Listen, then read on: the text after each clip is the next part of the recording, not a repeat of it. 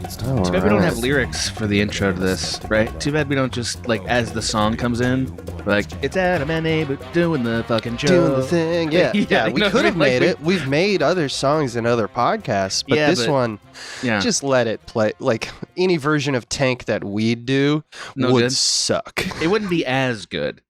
Because there's Tank. Yeah, we're going to summarize Bebop. We're going to summarize Bebop. We'll give you some insights to Bebop. You know what I mean? Like, we could have done that. We are just best friends all the time. Best friends. I think Best Friends is one of my favorite titles. Mm-hmm. Like, just very funny title to me, Best Friends. Yeah. Because it's all about, like, you know who's not as good? Dave. You know what I mean? Yeah, no, like, fuck not Dave. Our friend Dave. Not a best friend. No, everybody, you heard it here first. No, I love Dave. I'm just kidding. No Daves allowed in the He-Man Dave Haters Club. He's not in the treehouse. He's watching the treehouse, maybe standing guard. 1 year. Maybe he gets in. What that freak gets up to. The audience needs to know the other day I told Abe that I was probably going to propose to my my special lady. And then I was talking about the details of the wedding and like what that might involve, and Abe's suggestion was, why don't you just have Nicole not come and you and I'll be there? I mean, it's an honest question. It's just something that, you know, you do. Something happens in weddings sometimes. Oh, shit. It's best friends forever for a reason. Yeah, Nicole laughed very hard at that. I'm glad. I did too. Wonderful. That's a pretty good indicator of where we are. Outer space, which is good.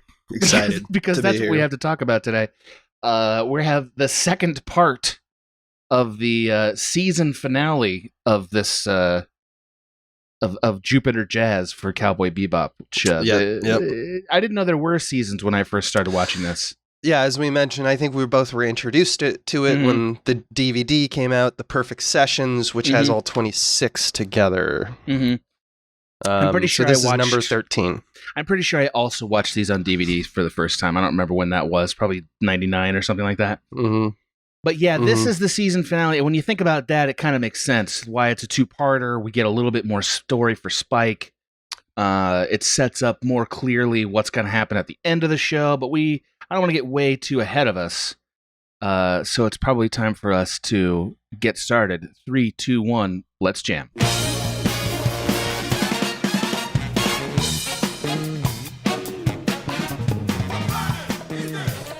This is What Planet Is This? Yeah, it is. Where Adam's gonna, because I did a last episode, Adam's gonna walk us through play-by-play, and I'm here for color commentary. I love your color.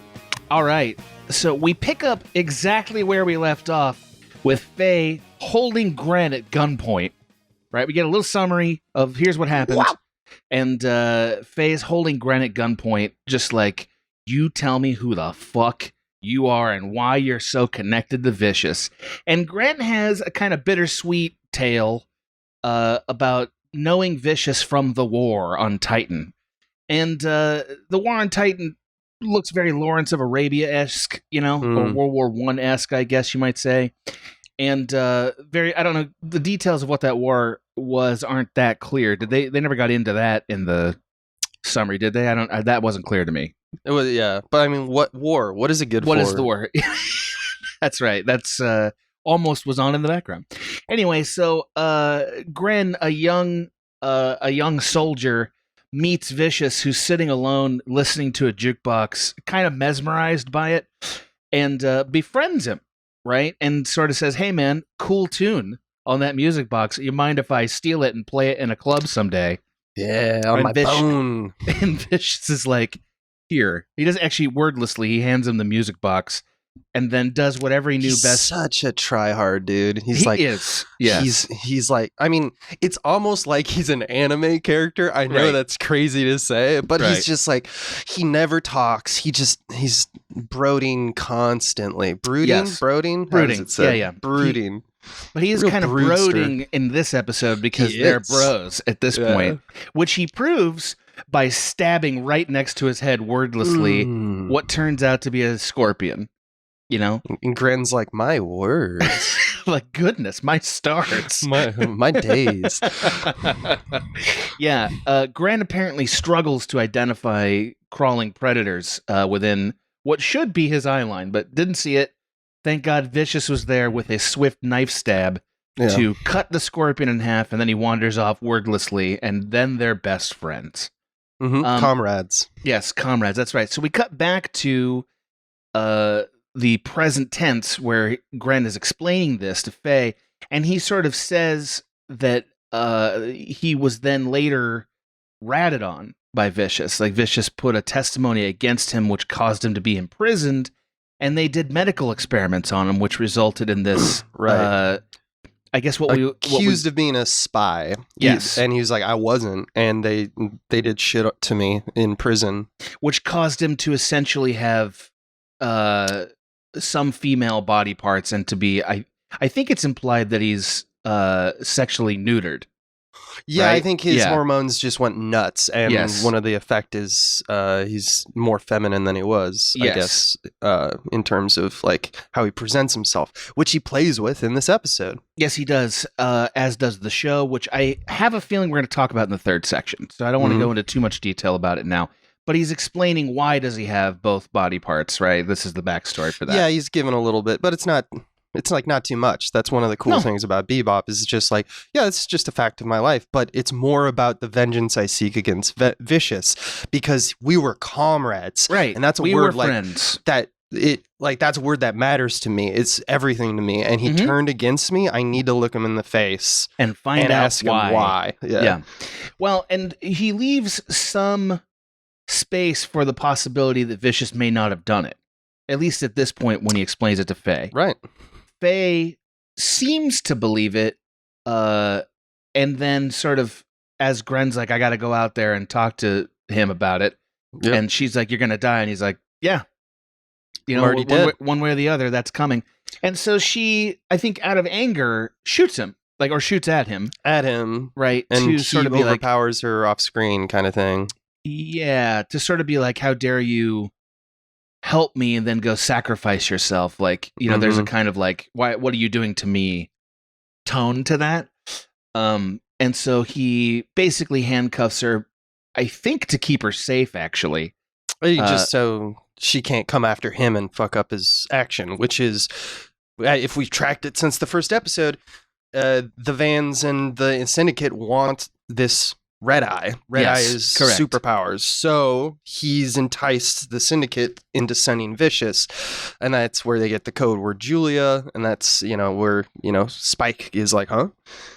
Yeah, he does. So we do get a little bit of the backstory of Julia having been on the planet. She had connected to Gren listened to him play the saxophone. We don't know the extent of their relationship other than it was recent that she was there. Okay, so meanwhile, Jet goes into the bar and says, showing pictures of Faye, like, hey, you've seen this woman? And he's like, yeah, I've seen this woman. She's the only woman I've seen in the last 6 months. So yeah, I know it's her. And then he mentions Julia, and the same barkeep guy's like, oh yeah, I know Julia too. And he's like, describe her. She was a real woman. And that's all the description we get. And I don't know how I feel about that description now. But I remember it's all fucked up because we know that on this moon, women aren't there. Yes. This is it's all men. Yes. And so he's like, I remember every woman. And he's like, the last time I remember a woman, a beautiful woman, was 2 years ago, which was Julia. And it was Julia. It's this episode has some interesting, probably misogynistic views about what women are like, but also some expansive views. So I think we should talk a little bit about that in our third section without getting ourselves into too much trouble. But a real woman has this connotation, I think, of being both a mature person and also an object of desire. I think both of those are implied by what he says. Then we get the same trickle of inserts that we got to start the show in episode 1, but with voiceover from Spike, and you get a little more of a sense that Spike was planning to leave the Syndicate. that there was a betrayal between him and Vicious and that somehow Julia was involved. We don't know exactly what it all means because we're just getting fragments of their conversation, but it's enough additional information that we now know what those images add up to. And Spike wakes up and he discovers, oh man, they tranked me. They tranked me good. And he's a little irritated because it means they didn't take him that seriously. And I kind of agree. I feel like they didn't take him that seriously. And so he gets up and returns once more to his vengeance quest to kill Vicious, right? I'm going to kill Vicious. Vicious. All right. So once we get through all that, we do know that, by the way, this is just like an extra detail that probably matters. We know that Julia was afraid about somebody being killed, like there being a murder as part of this transaction of Spike leaving. Like, so all those things are somehow woven together. It just matters because of how this episode ends. All right. So, Spike, once he gets up, I want to say that he jumps right into his ship, right? Yeah, he gets on the swordfish and he's like, well, I got to find Vicious. That's right. And he overhears from a conversation with Jet. He's like, Julia is the code word. So he starts hunting, I guess, like the web to, kind of from his console to try to find him. But that's, I think, interrupted by an explosion. It honestly kind of seems like he's just drifting there without a specific purpose. Right. It's the explosion that happens on the rooftop between Gren and the deal Vicious is being had, yeah. that actually draws him. Before that happens, Jet actually does track down where Faye is and finds her. She's been handcuffed in a bed. She seems kind of blasé about it.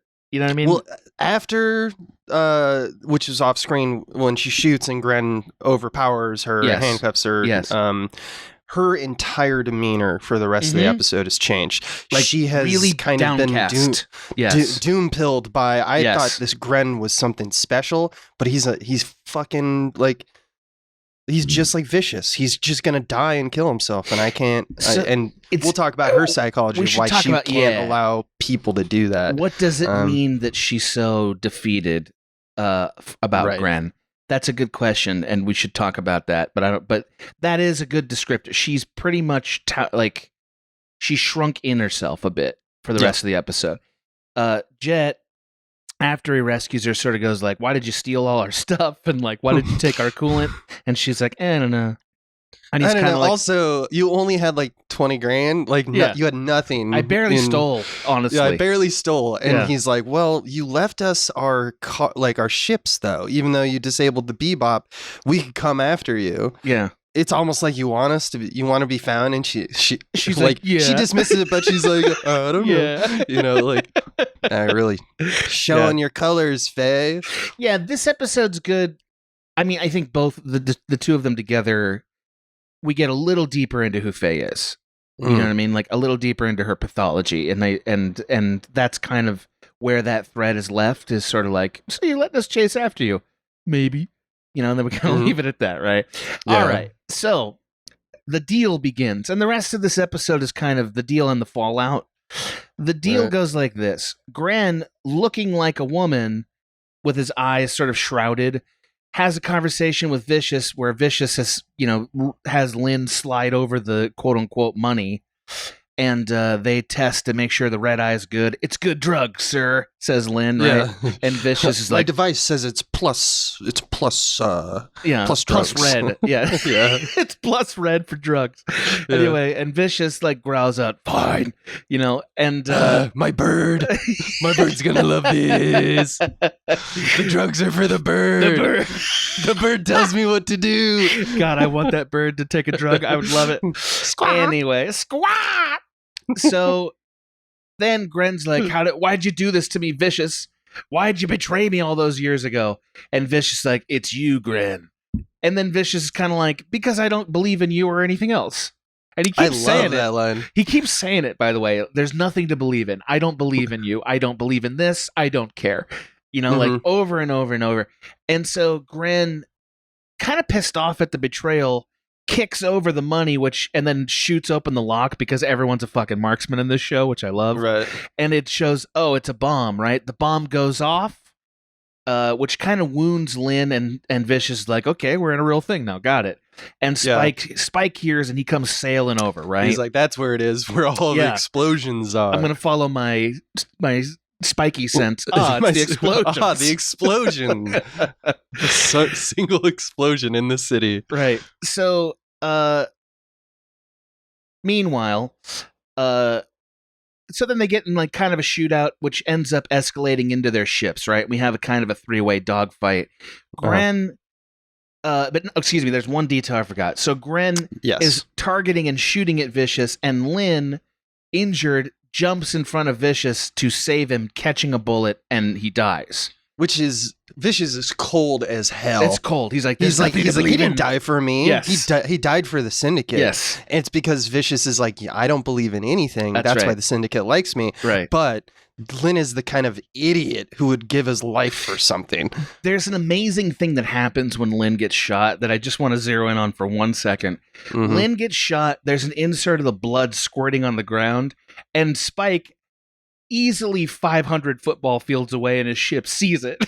Yeah. And they're also talking to each other during the dogfight. Yes. When I'm like, is there comms? Do they have like Discord? Right. Do they have like Discord or something? They are all pals on Discord. It's like, hold on, before I fight you, Vicious, here's the link to the Zoom call. Add me to be your group. Add me. I don't know why I've decided this episode only, everyone's Batman. Well, Vicious's voice is so so it is Vicious, scrubbed raw with fucking steel wool, you know? Duh. Yeah. Nothing matters. I don't believe in you or this or guns or drugs. What is that? I don't know what it is. But I don't believe in it. There's nothing to believe in. I don't believe in me. Yeah. See, can you see me? Yeah, I can see. I don't believe in that either. Exist. Anyway, I'm not making fun of it. Vicious is very funny out of context. He's such a tryhard. Yeah, he's the most anime character, and like that's what makes him great and hateable. Yep. Anyhow, so then comes the 3-way dogfight, right? And Gren gets shot up pretty quickly in that dogfight and goes down. And so Spike, raging out as he does against Vicious, they have a kind of mid-space conversation where he's like, why, you betrayed Lynn, and Vicious, as Abe explained, is like, don't you see? Lynn believed in the Syndicate, not me. Right. Yeah. And right as they're going to continue on with this seemingly endlessly, we hear an overdub from Gren, and the music from the music box plays.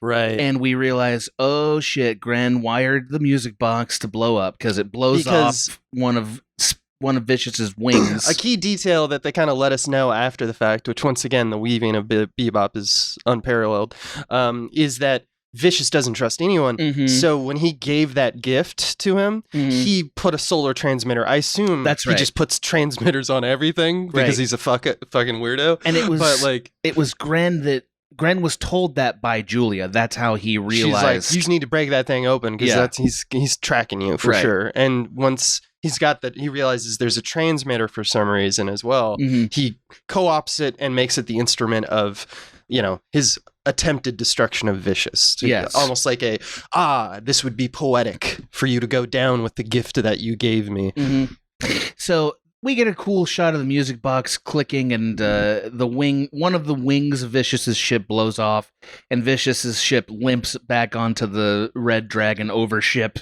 just in time to escape. Like, Spike literally looks over his shoulder like, I guess we'll see you next time, Vicious, right? And they part ways. And then comes, I think, the best part of this episode, where Spike lands, and Gren is clearly going to die. Shot up.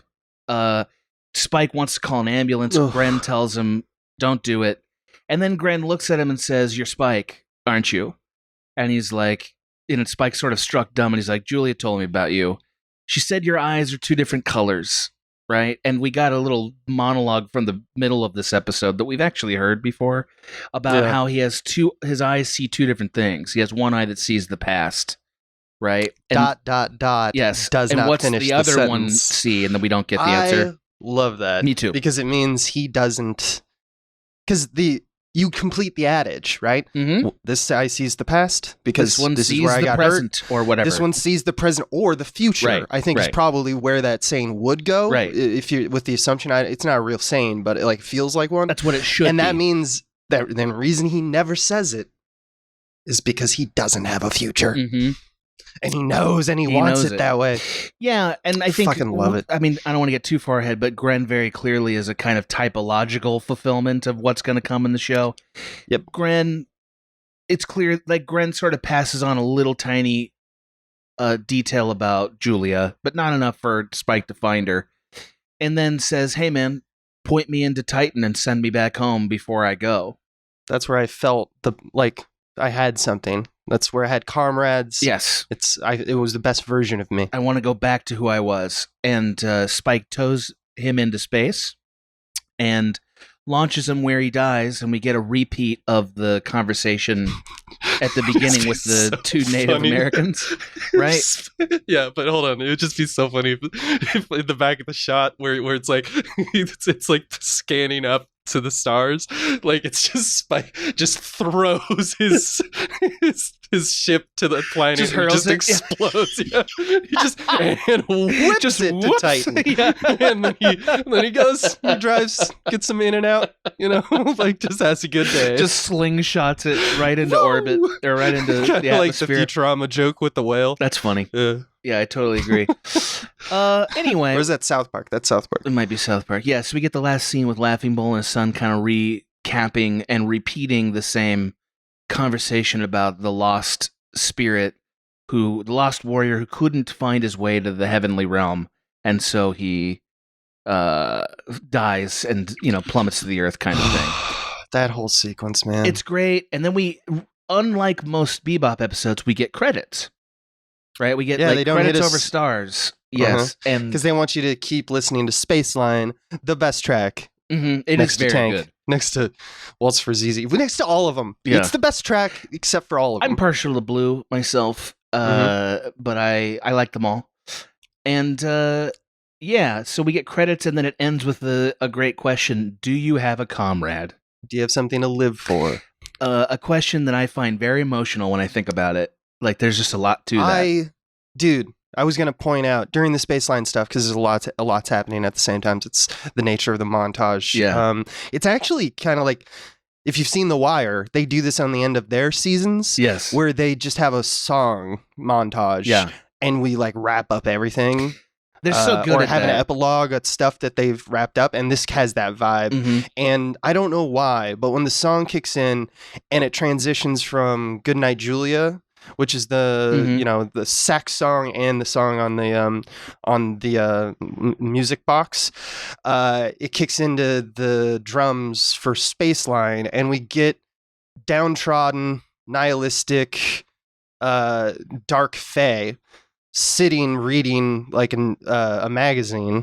Mm-hmm. And once again, as we hinted, right. she's talked about how she's like, magazines are bullshit because they tell women how to be and stuff like that. It's useless, and her thoughts on beauty are interesting. But anyway, so that's like a hint back to anytime she feels nihilist, she goes right back to the the magazines, the cheap magazine stuff. Why? Because hint, hint, hint, she's actually still like kind of a teenager.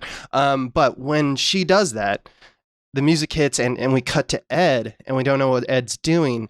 And Ed is painting Faye's toes different color. Yes. It might be the only time in Bebop without fail. Anytime I watch that sequence, I cry. Yeah. I cry at that because really there's something beautiful about all this cosmic beauty, and then Faye, just all this nihilism and darkness that's invaded her brain. And then there's just Ed painting toes. It might be my favorite organic moment in the series. Well, there's a great line there too that I think really captures who Faye is, which is, "Oh, Ed, anything but blue." Anything but blue. Anything but blue. So good. And it's such a great double entendre about her. Exactly. Right? I don't want to be where I am right now. Fantastic. And I don't want to look at it, Mm-hmm. Yeah, Ed. The more times I watch this show, by the way, the more I appreciate how carefully applied Ed is. Yeah, it's not just for comedic effect. It definitely is, like mushroom hunting, that whole episode. But man, it's the perfect amount of life to invade the existence and the downtroddenness and the living in the past of Bebop's main characters. I agree. Very good. I want to talk. Well done, sir. Thank you. I want to talk a little bit about technique now, which means it's time for us to push this guy.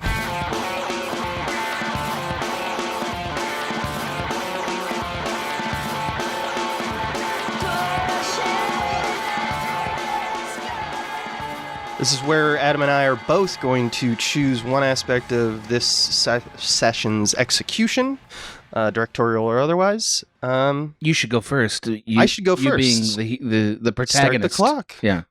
So in Jupiter Jazz 2, one of my favorite episodes. So my thing this episode is dumb because it's literally, I'm going to do the thing where it's like, in jazz, you see, it's about the notes you don't play. By the way, have you heard John Mayer's take on that line? I can't wait to hear it. It's really funny. I'm excited. It's really funny. It was in like an interview. It's like a YouTube video or whatever. And he goes, in music, it's not about the notes that you play. It's about the notes that I play. Which is just such a big time. That's so born in Abe's laboratory of comedy. Like, what a perfect. It's great. Like, what a perfect line for you. But I'm going to mention it because this it's all emotional montage, this entire episode, more or less. Yeah, it is. There's very little exposition. It's all dream state stuff, which is why we have a music box to begin with. Hint, hint. Mm-hmm. But it's wall-to-wall music, great music. We've talked about it. But the air battle, the thing that you're like, the most musical thing in the episode, the only action in the episode. Which is great. Yeah, that doesn't have music. They don't do music for that. And it's just, I don't know why that really gets me. Because we have 3 songs in this. Goodnight, Julia. Both versions. Song that plays over Gren's comrade speech, which is like this militaristic, sad horn line. Yeah. And then the episode ends, obviously, a space line as Gren dies. And Spike comes back to the bebop with his hat in his hand kind of thing. But the fact that they chose to just let the tragedy play is like a very like No Country for Old Men vibe. It is. You know what I mean? Yes, like I it's do. just like, oh, you hear them talking to each other and it's kind of awkward. You know, it's kind of like, well, you can hear the clicking of their ships and like them pressing things, and it's kind of awkward, as it would be, because I think that Watanabe wants you to know, like, this is not good for anybody. This is what their philosophies lead us to, which is annihilation and hopelessness. It's very concrete for a show that is very poetic. You know, like this show's not afraid to do poetic and meaningful sequences, as we saw in Ballad of Fallen Angels, to tell you what it means. But it's so fascinating for him to remove those elements for this dogfight. Right. You know? And it's a badass fight. It's really good. Yeah. If like it's the best fight that they've had since the first episode. Agreed. In terms of dogfight with Spike at the helm. Yes, that was a really good one. And it's the fact that it's like a 2v1, like has this weird like it doesn't feel right. Even though you want Vicious to die, it's like he's just a wounded dog, like limping away at the end. And it's just ugly. It's just pure ugly. And it's motivated entirely by Ren's hope for vengeance and just absolute. I mean, these are a bunch of sociopaths who don't care, and they just want other sociopaths to be hurt. They don't want to hurt people. They want to hurt each other, specifically. And I think that that's very nuanced for where Spike is going, right? Absolutely. I love that. As is my bent, I always notice shot sizes, because, especially with anime, because you can do anything. Well, and oftentimes they're trying to save money. So, like, the way you save money is by having less elements to animate in the frame, you know? Got it. And so the opposite of what I said. Well, no, but both things are true. Cowboy Bebop manages to be very economical and still feel very well photographed. I'm going to put that in quotes, right? Like very well filmed. Composed. Yeah. So this time, what really stood out to me is how often we're cutting to extreme close-ups or inserts of objects that are not exactly the thing we're talking about, right? Like there's the dialogue and text of the scene that's happening in the foreground or background in some ways. And then what the director's doing is showing us these other human inserts to add emotional color. I'll give you some for instances.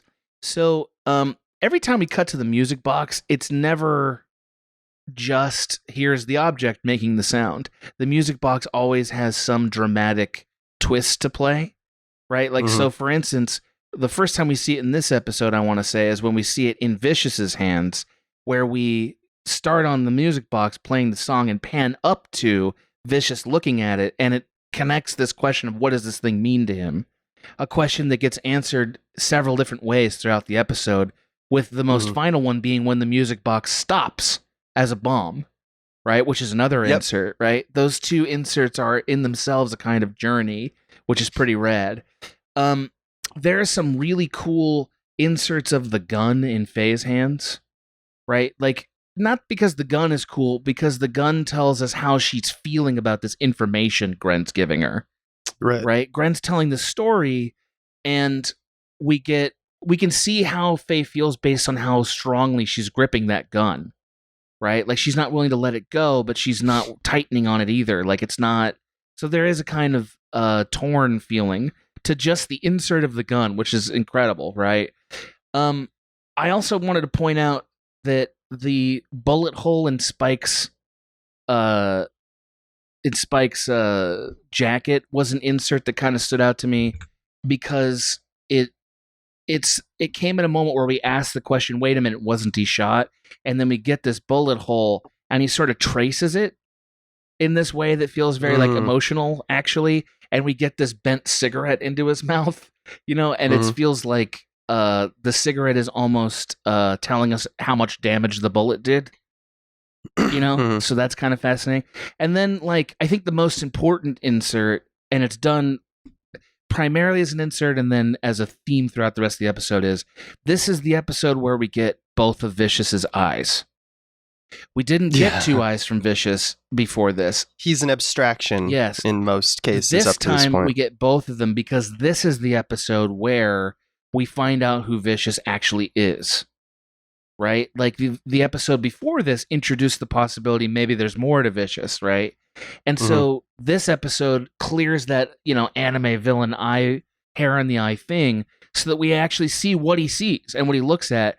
And they continue with it during the conversation between Gren and Vicious at the end, where Gren's like, you set me up, basically, right? Yeah. And Gren has one eye where we get him sort of perceiving what does he think about what Vicious says. The counter insert to cut between is both of Vicious's eyes, removing all doubt about who Vicious is. Seeing him clearly for the first time. And we perceive him clearly. And also the eye motif with Spike. Exactly, right. So that helps us. We see a helpful contrast that Spike isn't the same as Vicious, because he has two eyes that are different, and Vicious has the same, right? He's myopic. Yes. So this is like one of those great contrasts. I guess they both are, because he's lost an eye, so he is myopic as well, Spike. That's another interesting thing, is the way that we show the killing of the scorpion sort of suggests the idea that Vicious blinded Gren, because we get a shot that's a profile shot, and the knife goes in behind, like, to the other side. Almost it looks like he's stabbing him in the eye. Yes. Yeah. And, like, that shot implies, does Gren actually see Vicious for who Vicious is? Right. So it's just one of those things where the ECU, the insert storytelling here, is really, really deep. Right? And it's not just about saving money, it's about actually getting the most out of the little elements of the scene. Yeah, I think you touched on something very good, and just because I can't help myself, I want to get to it. It actually reminds me about the thematic stuff that we're getting there, and you nailed it. But in order to do that for my OCD, we are going to go to the next segment, and that's where we talk about themes and zoom out to discuss the session's contribution to the larger narrative. That's called "You're Going to Carry That Weight."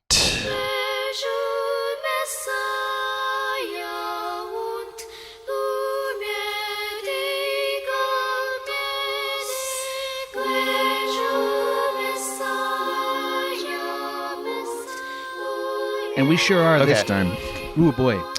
Oh, baby. I mean, it's literally the setup for the finale, right? In terms of the Syndicate stuff. I want to just piggyback off what you were saying, because I came on in my high horse, if you remember last episode, talking about like the story of Diana and like the transformation and kind of hinting at the, you know, there's a trans element of this. But I said that if Jupiter Jazz was about transformation, which I still stand by, it very much is.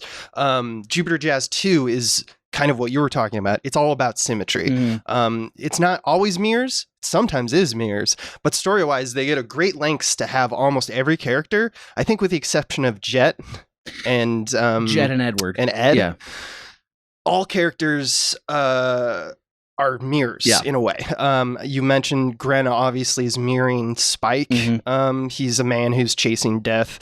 They mirror Julia and Faye a lot in terms of because we couldn't break down the montages into like items, but like they put them back to back almost. Yes, they do. They even at one point have basically Spike is having a dream and he remembers Faye going like, "Are you all right?" or "How's it going, sleepyhead?" And that reminds for 3 days. Him of Julia. Right. So it's kind of playing this like connective, like neurons firing kind of thing, and then which is Faye has the line, as you said, Julia, meaning Faye's thinking about what Julia means.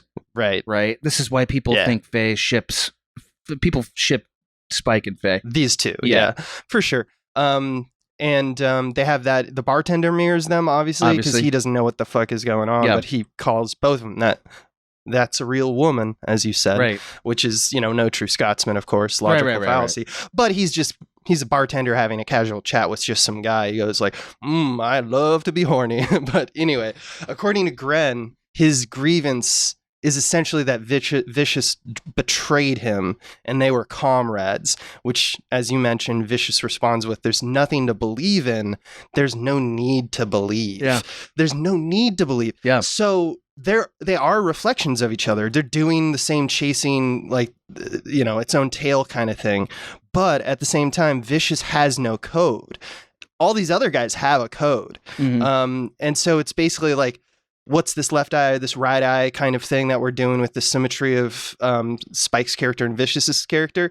It's very clear to me, as you pointed out, the myopism of, like, he's just one, they're both one note, but one is one note without a code, and one is one note with a variance of codes that is Spike. And I just think that that's interesting. It's almost like, so if we back up and we look at Jupiter Jazz 1 and 2 together, it's almost like sometimes transformation is amazing.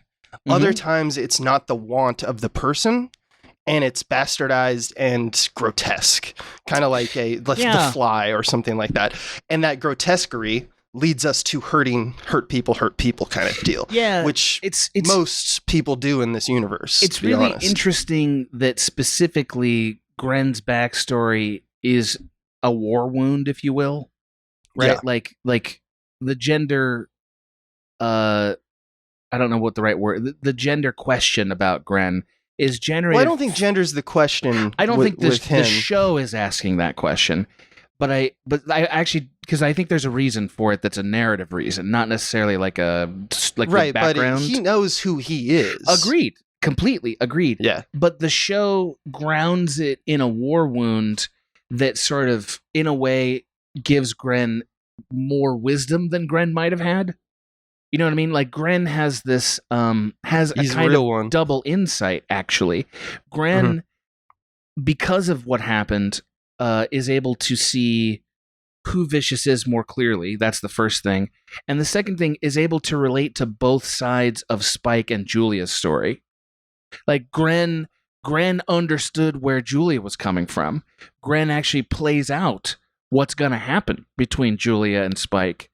And I think that's metaphorically correct. Exactly. It's a typological fulfillment, which I think is the primary reason why the show chose to do this gender conversation, is that they wanted a character who had actual empathies with both sides of that conversation, Julia and Spike. What I would say that they're doing here, I keep going back to the transformation aspect of it.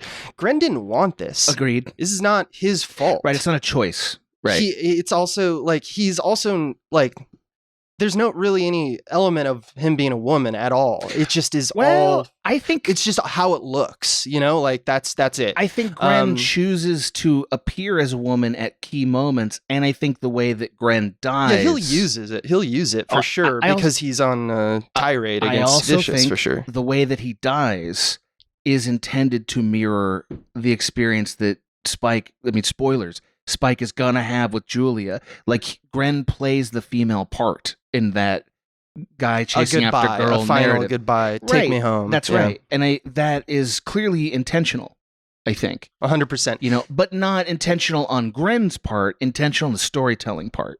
Yeah. Like the directing part. I think you're absolutely right about that. Yeah, because it's just when it comes down to what Gren's purpose is and like how he'll utilize every part of the animal or whatever, but like he instinctively was broken by others. Other people played with him as a thing, a pawn, and we were talking about he's a real one, and I think what Faye responds to with him is ultimately this guy knows immediately and can diagnose anything in the room because he's been hurt before. Yes. And I recognize that pain. Yes. And also, Faye, don't know who I am. Right. That's my problem. I'm out of time, as we're going to learn. Right. And so she is attracted to, not necessarily in the physical sense, but she just wants to be around and puts her faith and stock into people who know I survived, right? I'm a survivor. Yeah. She wants to be a survivor, and she has all this list of things that she does in order to like show herself as a survivor. But she runs. But really, just like she runs. every single way that we do, like this is just very human. Right. We put up these little blocks and saying like we're gonna fake it till we're gonna make it, Right. And she's hoping that he'll give some kind of special sauce, and when he doesn't. And he keeps it away from her. And he says also, I'm just going to die. She's chaotically angry about that because she is like, you're supposed to succeed. Lose. Right. You're supposed to succeed. How dare you go through pain and lose? How dare you? Yeah, I agree with that summary. I think you have a keen insight there into one of the great spiritual offers of this show, which is that sometimes a wound can actually give new vision. We're seeing it with Spike. We see it with Jet and his arm. We see it with Faye later on in the series, and we're seeing it with Gren. And that's not always true in human experience, but it is true that most pain is also an opportunity for growth, right? Like, certainly there's some things it's like, how do you grow from that? I don't know. But a lot of times in life, when something painful happens, you have the opportunity to see more than you saw about the way life works and how to respond to it, or to shrink into yourself and run from it, and then that makes you harder. You grow. Right, and that's what Vicious did. Which is what Vicious is. Yes, exactly. Yeah, Vicious is like, he also felt pain, but he decided that... But he went in and shut people out.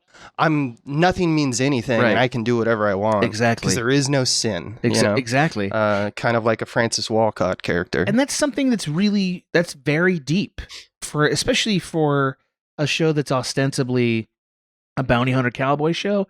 Like, there's a lot of wisdom and depth to that. It's why we're so attracted to what does it mean? This show's always implying meaning, and I think that's what's at the core of it. That these wounds, they impart a destiny to you, right?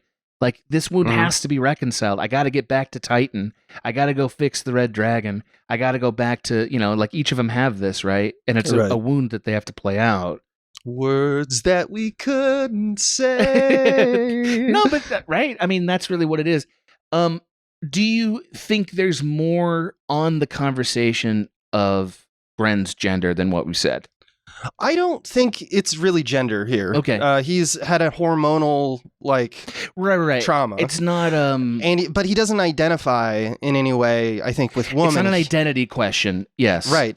What I think is mainly happening here is it's 1998 and Japan finds that is a compelling or Watanabe is basically saying one, representation, and two, because you can summarize this and it gets a bad look, right? You can say yes, so this it's not a trans person, but like in the emotional intelligence of 1998, it might as well be, right? And then it's like, and he's a villain, and he's and he blows things up. Right. But they're not doing that at all. They're representing him as one of the most emotionally intelligent people in the show to date. Maybe the most, actually. And highly attractive to everyone for a myriad of reasons, because he understands something about reality. Yeah. And ultimately, he serves as a kind of like a Spike replacement, right?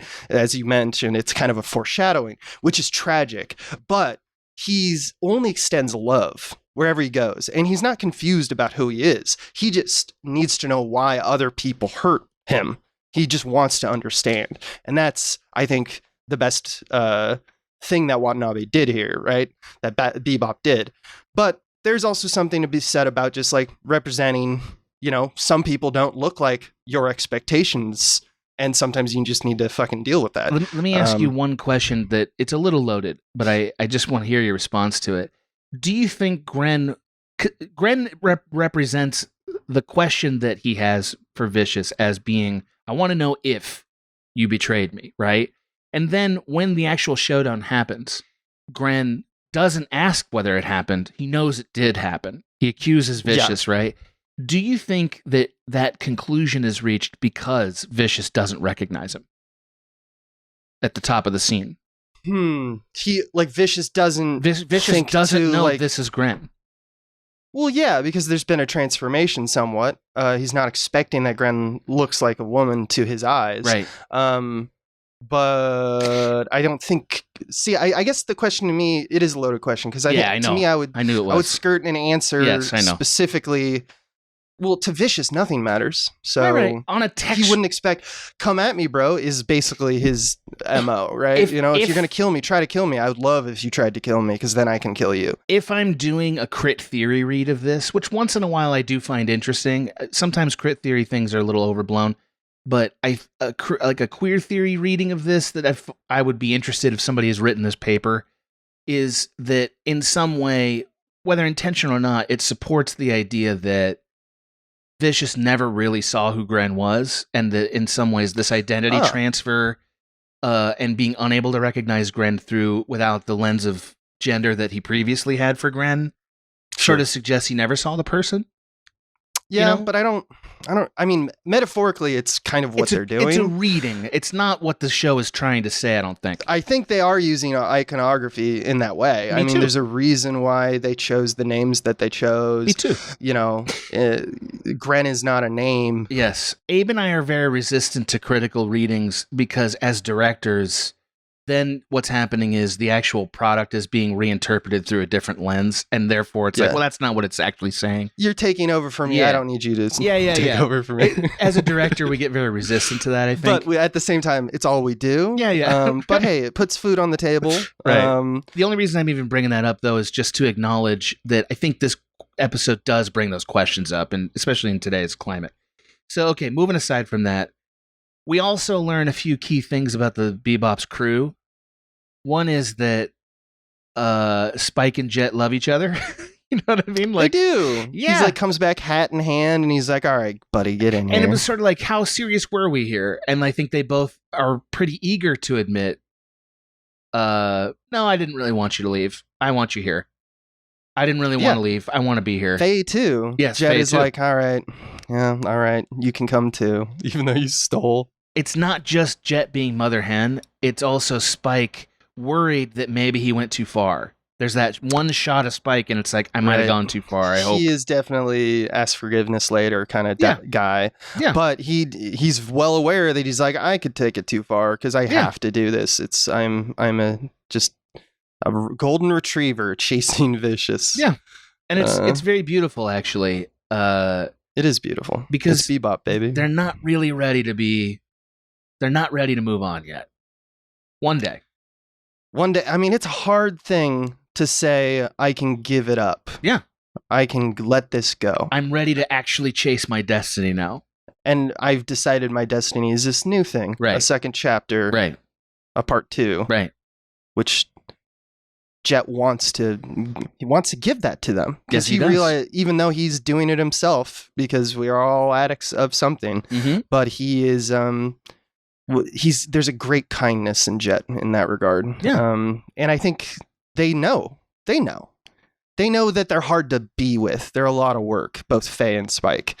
But if something were to happen to Jet, which we don't really see, but they go to bat for him. Absolutely. They'll absolutely go to bat for him. I think my favorite thing about that exchange is that we don't cut back. We don't cut from Spike awaiting the answer to Jet deciding what answer am I going to give. Mm-hmm. Jet gives the answer pretty quickly, yeah. And so meaning we realize actually Spike regrets it, but Jet doesn't, So and just like words that we cannot say in terms of pain, I can't say this harsh thing, reality. I can't say this unspeakable thing that is going to fuck us both. Right. I also can't say I love you. Yeah, that's right.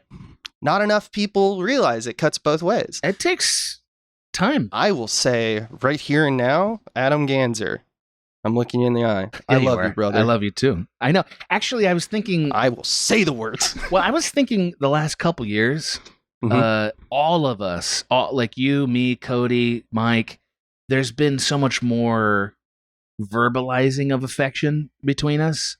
Like it would have been weird for us to say this 15 years ago. Maybe. Or it wouldn't have felt as natural. It's and definitely the zeitgeist is turned around on it and is, as it should, lionizing men being able to express say stuff like feelings. that. Yeah. But that's a particular nuance of, demographic and for sure zeitgeist, as I said. But I've never really had a problem with expressing, you are important to me, or that gratitude. I do remember the one time you wrote it on a piece of paper, I read it, and then you burned it very quickly. Yes. I'm a goblin. What am I gonna do next? I'm zany. Burn it.